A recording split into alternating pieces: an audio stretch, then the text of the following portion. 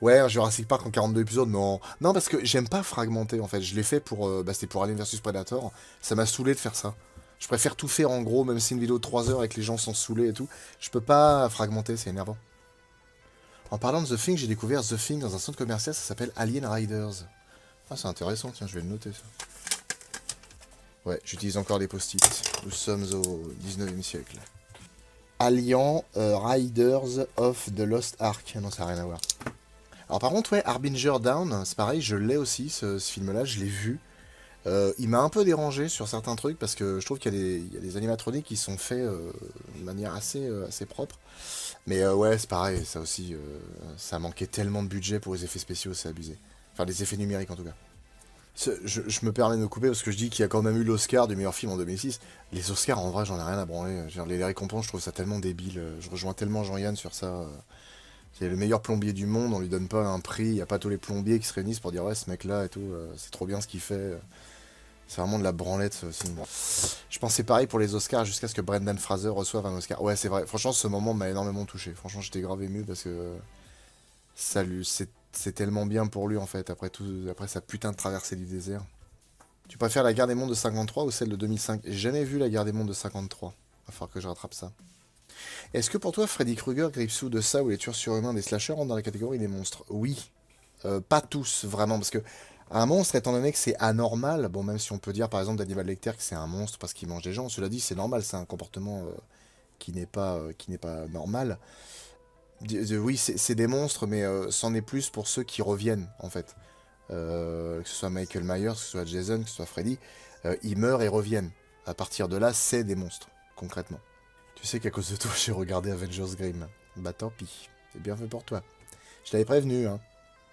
J'ai expliqué la définition de monstre. Ah, ouais, mais en fait, le problème, c'est que le monstre... Il y a quelqu'un qui a dit quelque chose de très pertinent là-dessus sur un live, et je suis très d'accord.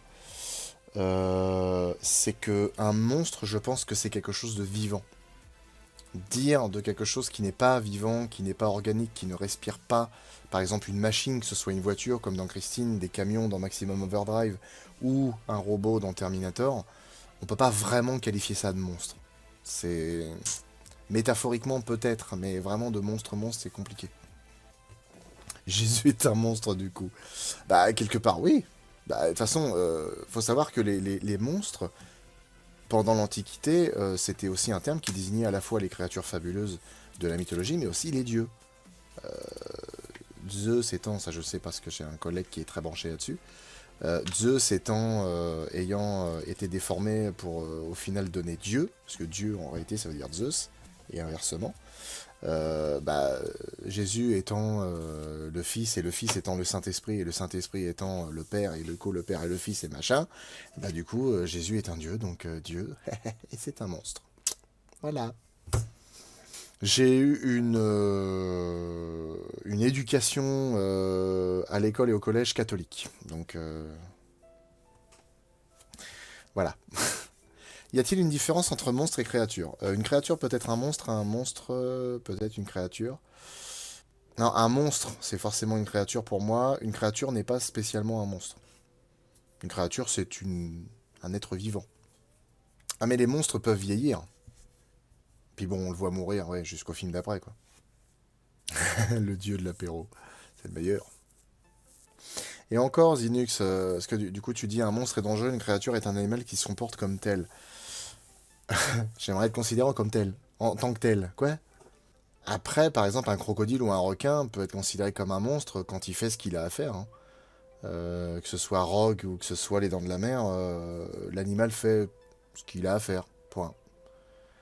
Mais en fait, le monstre, ouais, c'est. En fait, un monstre se définit par plein d'aspects. Le comportement, la forme, la taille aussi, hein. C'est tellement facile de dire d'un animal qu'il est monstrueux hein, par rapport à sa taille. J'ai un monstrueux. Enfin bref. Pour la souris, le chat est un monstre. Ouais. Bah, un monstre, c'est méchant, non. Parce que E.T. est un monstre, ça rentre tout à fait dans le truc, mais l'humain est plus un monstre qu'une créature dans l'humaine. Ce qui est intéressant, c'est d'imaginer les films de monstres du point de vue du monstre, du coup. Monstre en grec signifie celui qu'on montre du doigt. Oui, en fait, il y a la définition, c'est ça, hein, il y a à la fois de monstrar, donc qui veut dire montrer, pointer du doigt parce que c'est anormal, et de... Monstré ou... non, Monaire. De Monaire, je crois qu'il veut dire alerter, alarmer. Donc en fait, on pointe quelque chose du doigt, on alarme les gens sur le fait que c'est quelque chose qui est dangereux, qui n'est pas normal et qui peut... qui ne correspond pas à un standard, quoi. Mais Elephant Man, oui, c'est un monstre. C'est un monstre, effectivement. Un monstre humain, du coup, de par sa normalité, il est monstrueux.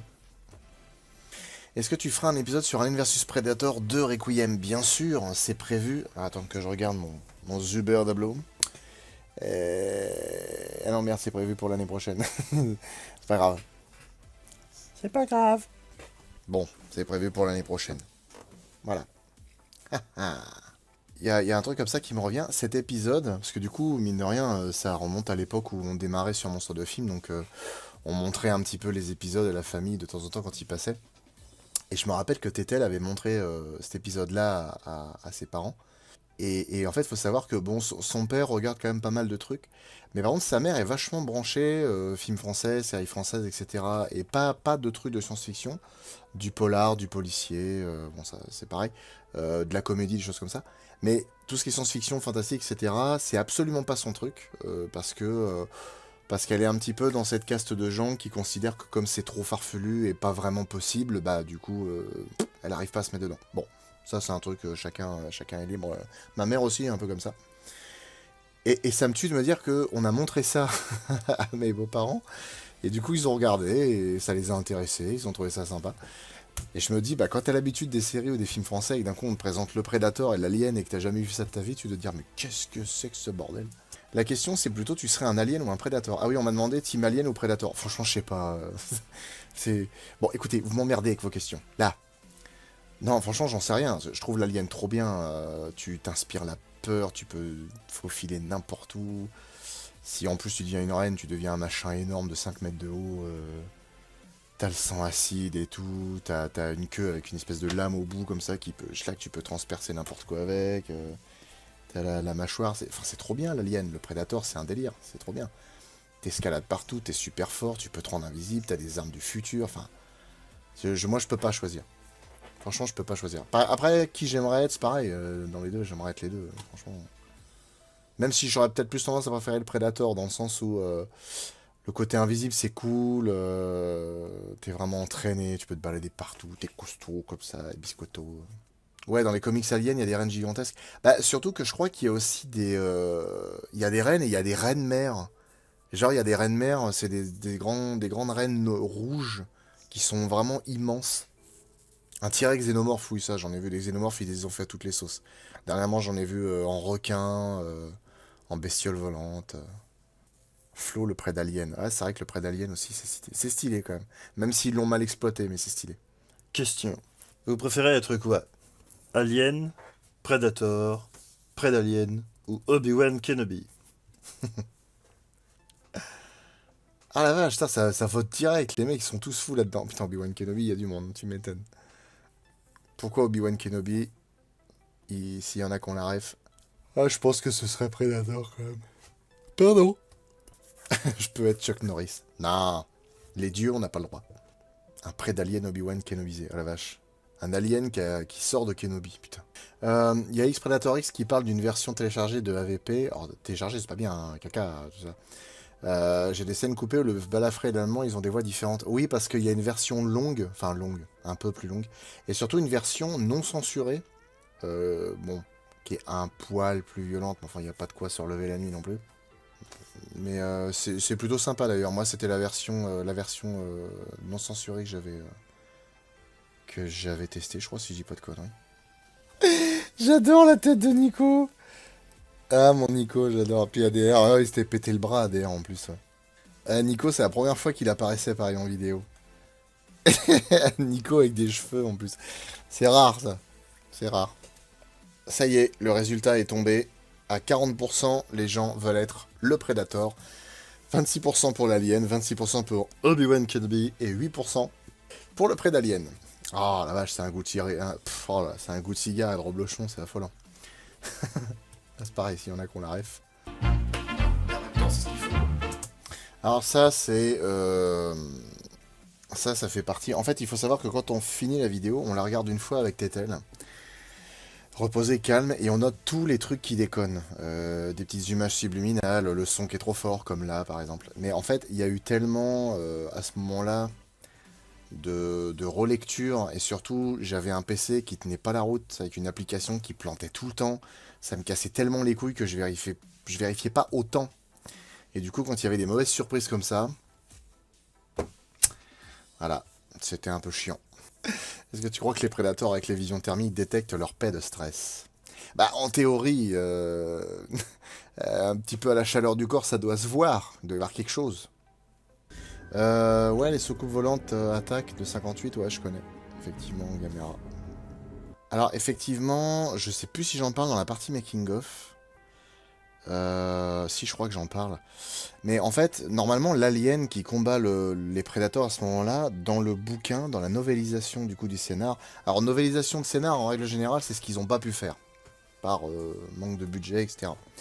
En gros, dans la novélisation, il y a un espèce de prétorien alien.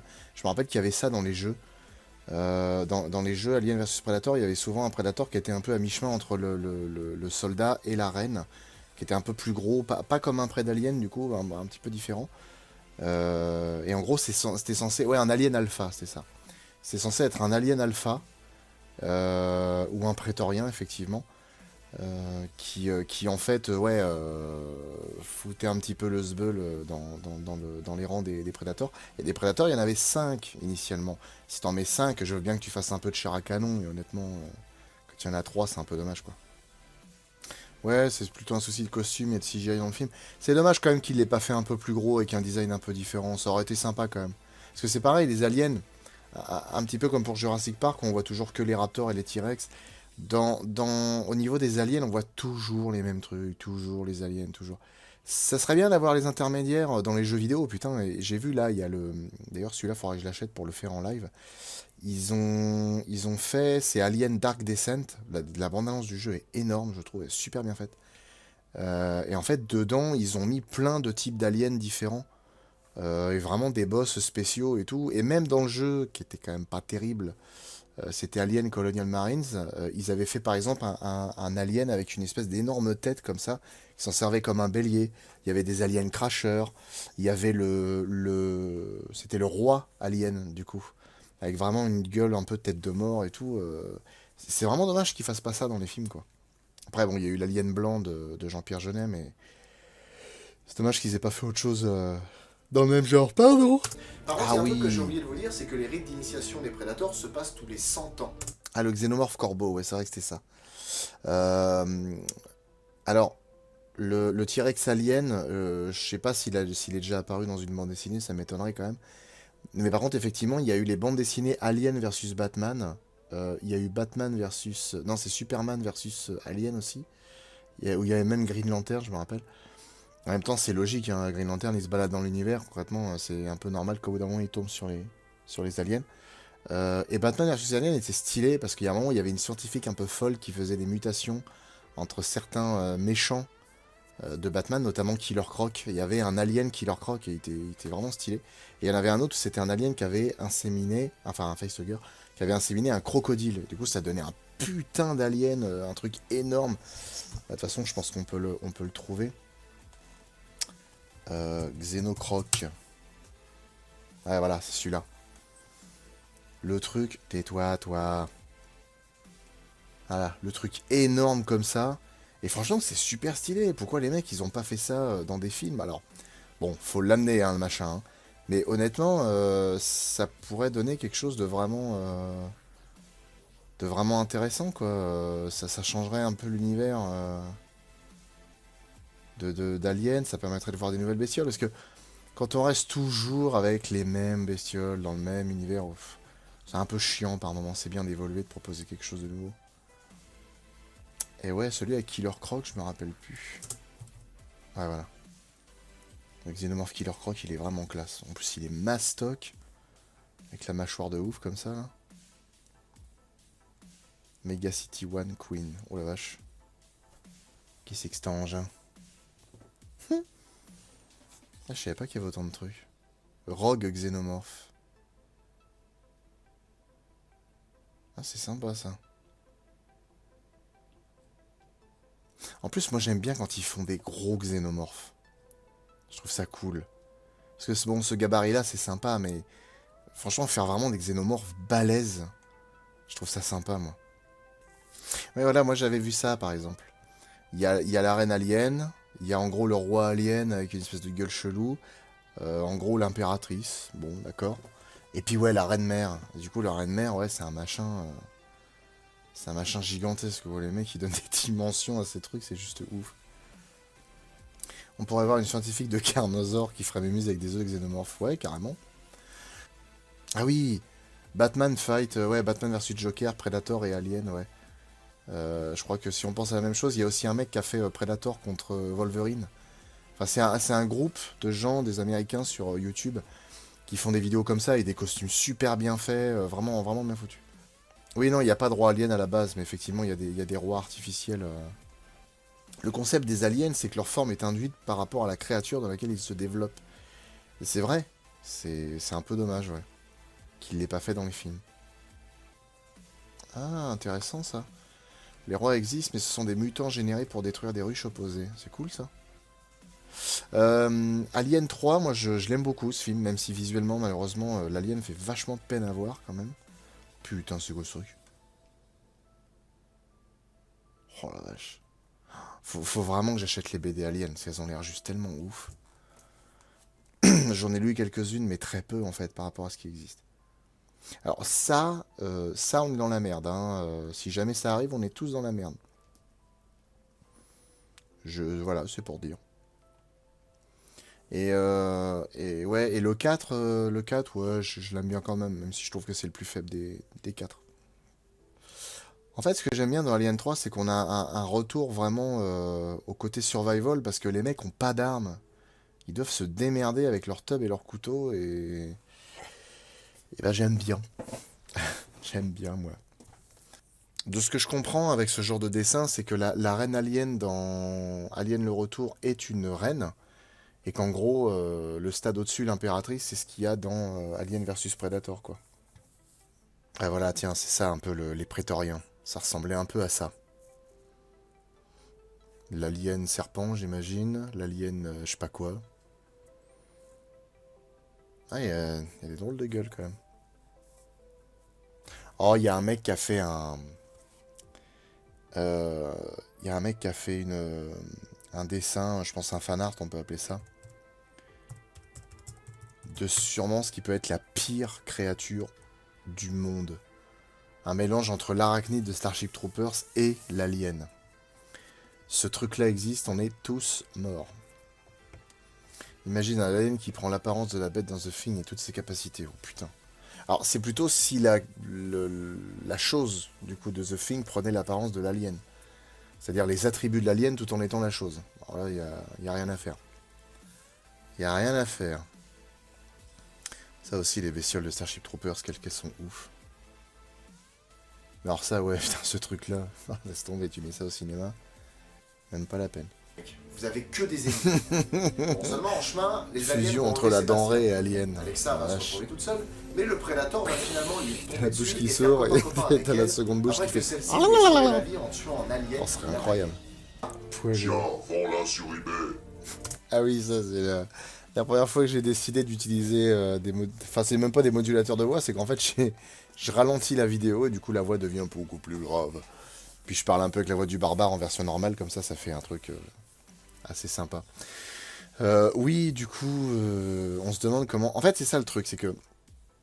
Il y a plein de gens qui m'ont repris en commentaire sur ça en me disant ouais mais en fait comme c'est qu'un simple alien dedans, ils préfèrent tuer le porteur même si ça tue la bestiole dedans parce que c'est pas une reine. Seulement le problème c'est que quand tu connais après Alien vs Predator 2 et que tu sais que c'est un prédalien et qu'en gros il fait fonction de reine, bah du coup c'est un peu bizarre en fait. Je sais pas, ça tient pas trop la route. Ah ouais, peut-être que la reine le sent. Ouais. Putain, pourquoi j'ai laissé ces merdes? Et ça, c'est pareil, c'est un truc à une époque.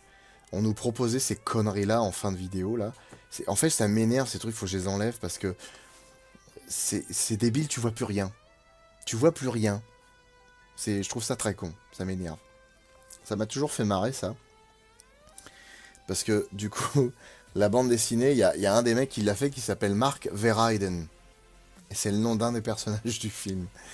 Hellboy, c'est à la Tuer fois des un gens et mettre monstre du et un sang héros. partout. Dis donc, il faut se lever tôt pour trouver quelque chose d'étouffant de chaleur dans l'Antarctique. Oui, mais enfin, en fait, ce que je veux Cette dire, phrase c'est- qui a demandé Oh, que tu m'en- 80 répétitions. Par contre, Brad Pumpkinhead, Mayer, le oui, spot on en de parlera dans Trainspotting, NDF. Qui a joué du travail de putain d'enfoiré. Ça, j'ai jamais eu le retour sur ça. Je parle pas de la seule actrice française du film, ouais, c'est vrai. En même temps, je me rappelle pas si sa carrière est vraiment intéressante. Cette phrase que je dis là, c'est du travail de putain d'enfoiré, c'est une référence à un film de la licence Predator, mais personne l'a jamais capté. Je fais plein de citations comme ça, mais personne les comprend. Ah, Predator 2, bah si, quelqu'un vient de comprendre. Qu'est-ce que j'ai dit, là? C'est pas grand. Alors à l'échelle de YouTube, dans les 60 abonnés sur la chaîne, alors, à Putain, l'échelle de YouTube, c'est pas grand. 60 abonnés. Et en ce qui me concerne, c'est bonne vidéo. Alors, je m'excuse juste pour le dernier. Oh, mais morceau de son- ferme-la avec tes excuses, tu nous agaces. Toujours à s'excuser, ce mec-là. Flo du présent, pas très gentil avec Flo du passé, donc on sait comment Flo du futur sera. Ceux qui restent, on se fait un petit Lake Placid versus Anaconda. Allez. Ah. Nouveau générique.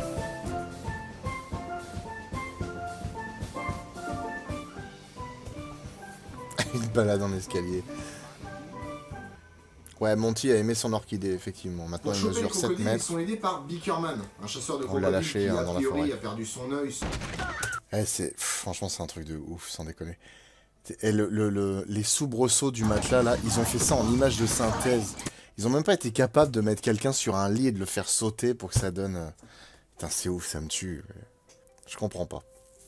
Ouais, la musique de fond, c'est la même qu'utilisait Karim Debache. J'ai appris ça il y a pas longtemps, en fait. C'est une musique qui a été faite par un compositeur américain, enfin, états-unien, à qui on a demandé de composer des morceaux qui seraient diffusés dans les magasins pour que ce soit apaisant et tout. Donc ça passait dans les magasins dans les années, je sais pas, peut-être 60, 70. Voilà, donc, Et devoir franchement, tirer avec la chérie. Donc, logique. On dirait des gros crocodiles en bonbons. Putain, ça me donne envie de bouffer un crocodile en bonbons. Bref, allez. Oui, alors pour le coup, parce que Opillard dit tu joues quand même très bien l'alcoolisé, je tiens à dire vraiment que je n'étais pas bourré du tout. Hein, c'est sans chercher à faire genre, c'était vraiment du jeu. Mais non, je vais pas me mettre à mal pour une vidéo. Surtout qu'un tournage, ça peut durer 1h30. Hein, pour être dans cet état pendant 30 ou 40 minutes. Ça a été un très bon live de retour. Merci à tous d'avoir été présents. Mine de rien, vous êtes allés jusqu'à 92 ou 93 spectateurs. C'est très très bien. Merci. Merci du fond du cœur. J'ai découvert la scène il n'y a pas longtemps. J'ai bingé toutes les vidéos. Bah écoute, merci Madmat. Bon allez, je vous fais plein de bisous. Prenez soin de vous. Et s'il y a un monstre sous le lit ou dans le placard, n'hésitez pas à lui donner un petit peu à bouffer. Parce que passer la nuit là-dessous ou dans le placard, c'est long. Allez, bisous!